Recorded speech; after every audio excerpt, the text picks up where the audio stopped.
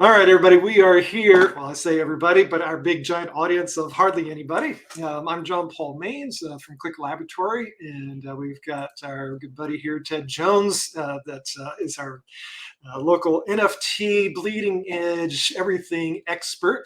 And we're here to talk today about NFTs and what in the world they are, at least when it comes to using it in business.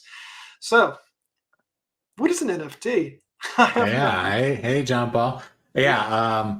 What is an NFT? Obviously there's been a huge news cycle. You people heard a lot about, these high dollar valued items, Oh, NFTs. But just in a nutshell, a digital collectible, right, is what we just came out of. Is like these uh items, without getting too deep into the blockchain, really represent digital ownership. And that digital ownership can really be, really anything digital. I mean, we've been in the space long enough, whether it's music, whether it's images, videos, what that NFT really represents is a certificate of ownership in a digital space. right. So, I mean, I've heard about digital these NFTs. What I think about is like, oh yeah, somebody had some crazy painting they put out there, and it's selling for a whole lot of money. Um, but me as I'm a little old school, so it's like, why would I even care about that? I just want to run a business and earn a living, keep a roof over my head. What does that have to do with me? What Yeah. is a digital collectible? What would that digital collectible even mean to me?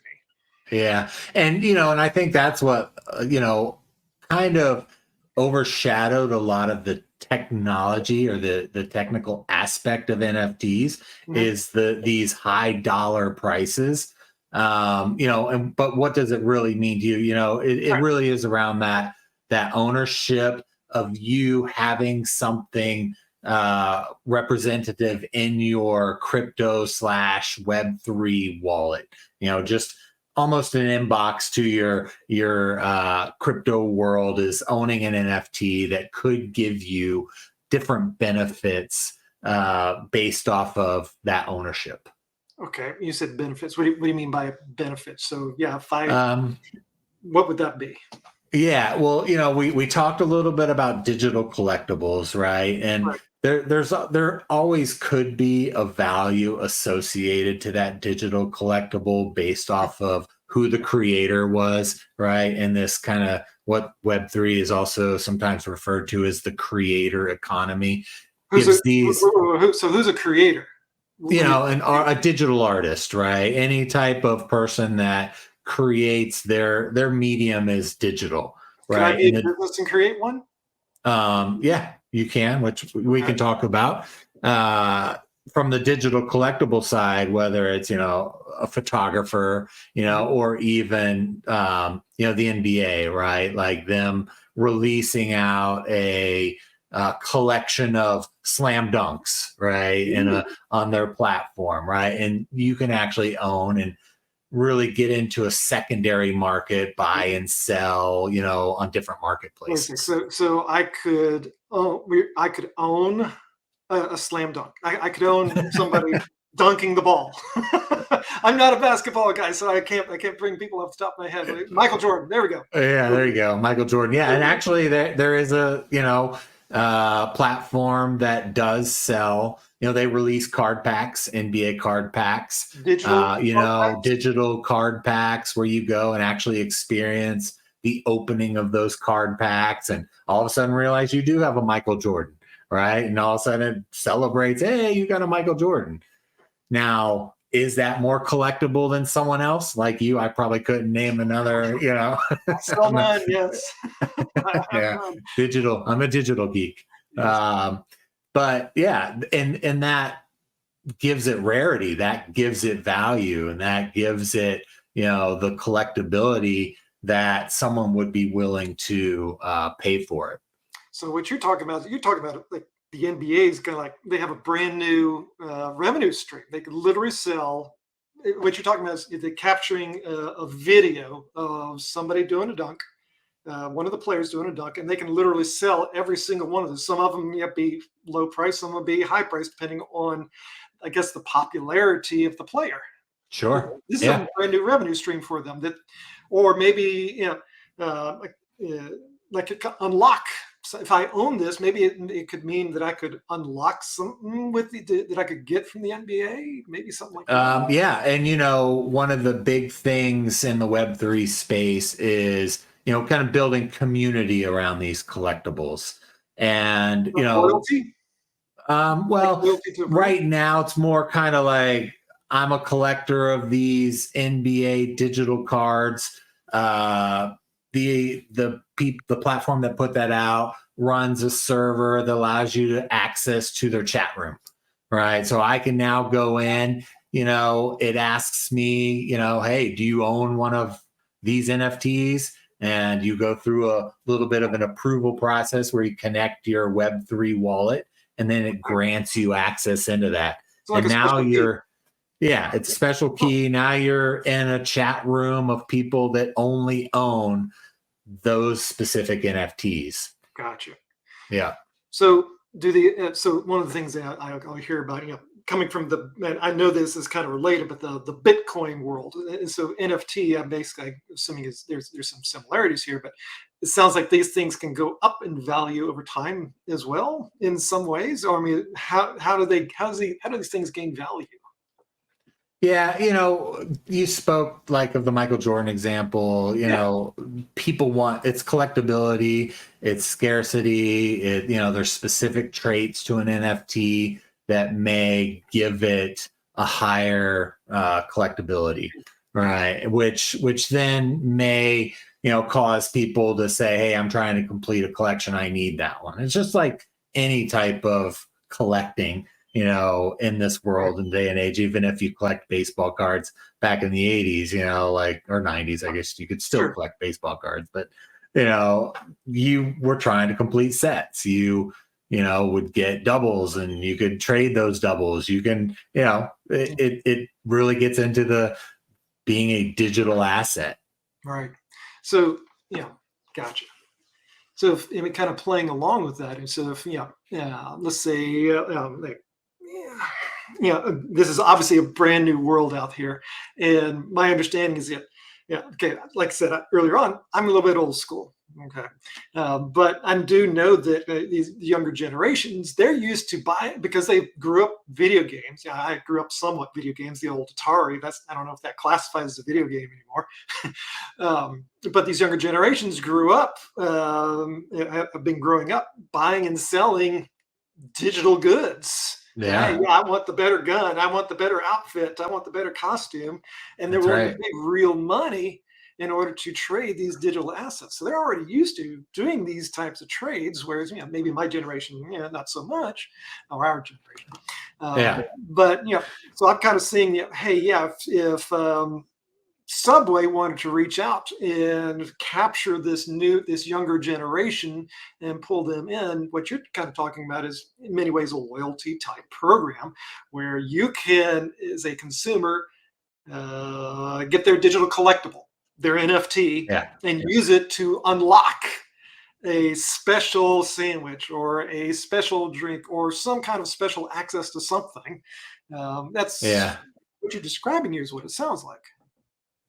Yeah, and right now I think Starbucks, they're beta testing it right now. Over the past month, they've had 2 NFT drops, and they've really gamified it, right? Meaning there's specific types of journeys that you have to complete, and sometimes these NFTs play a part in it. Sometimes just buying a coffee plays a part of it, but it's an extension of their current coffee loyalty program that then allows them to keep building up those points, and then trading in those points for some type of, it could be a digital collectible, but they're actually even going so far as, you collect enough points that you can go visit their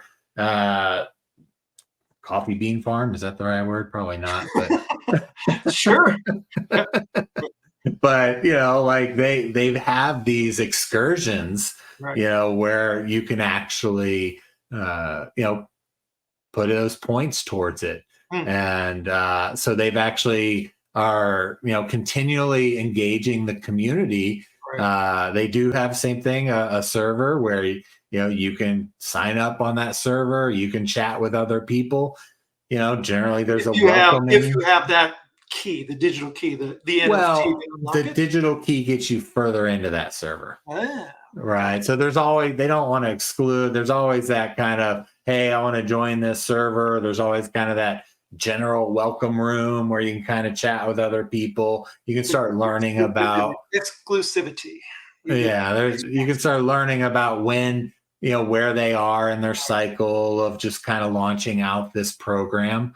Mhm. So it's not, it is in beta. And I think right now you can join up their wait list. I think it was a little less than 2 weeks ago. I think they had Oh, their cool. second NFT drop that allows them to get further access into their world.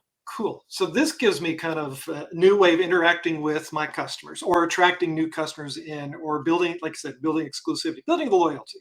So if Yeah. I own that Starbucks NFT, are there any ways that okay, I'm not Starbucks. I run my little coffee house over in Clearwater on the Clearwater Beach. I want to reach those people. Is there a way that Sure. I can actually market to the owners of those Starbucks NFTs in my area? Is that possible? Yeah. So right now, just because this is blockchain technology, we're still very early, right? We're still learning and building, and we're still exploring new tech ideas with NFTs. But because it's on blockchain, you can absolutely do analysis on all the wallets that own an NFT by Starbucks. I could do that right now. Ooh, Um, an interesting thing you might be able to do with that if you had an e-commerce platform, mhm. as people come to your website, you could, if you wanted to, say, hey, owners of Starbucks, I'll give you 25% off your next order. And that could be token gated, meaning you own the NFT. All right. Shopify right now is actually big in the kind of the e-commerce flow, Mhm. and token gating is what it's called, where you go through that e-commerce flow. And if you have identified NFT, you can offer discounts. You can actually do things with that NFT through the flow. You're saying Shopify has it. So they literally look up, Yeah, say, okay, yeah, if you own this NFT, I'm going to give you 10% off your next order simply because you own that. Because I want to capture you away from Starbucks. So sure. cool. Okay. And you That's the way to still grow need your to business. use, right? Yeah. You'd still need to use your existing marketing channels. I Oh, think, right now there's still like conversations about blockchain chat, and you mm, can message other wallets, but not everyone uses it. right. It's very, wallets right now don't always have an identity tied to it. So, So it's still the wild, wild yeah. west, is what you're saying. Yeah, it's still in development. People are consistently, digital identities is a big area where, people are trying to go with this NFT technology. Mhm. Gotcha. Oh, very Yeah. cool. So, Yeah. so definitely sounds like there's ways that we can use this from a business growth standpoint. But like anything else, we got to start figuring out how to take advantage of it now.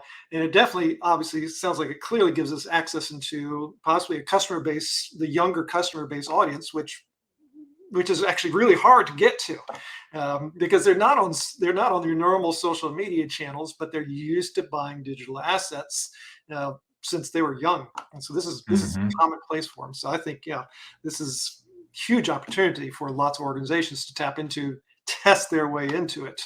Does it work for them? Yeah.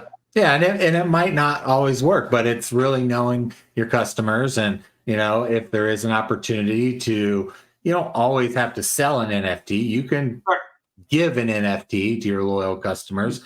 that give them access to a consistent discount, or, like I said, deeper integration into a chat world. So there's things that are accessible now, but this is going to just continue to grow, and especially just with when you label it as digital ownership, right?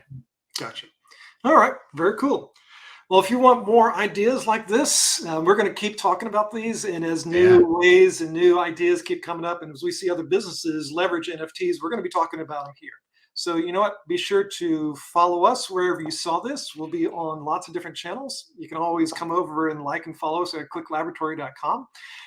But this was great. I mean, this gives us the foundations of what an NFT is, so that we can keep talking about this in the future and how we can leverage this for our business growth. Ted, definitely. thank you. Thank you, John Paul. Talk with you all next time.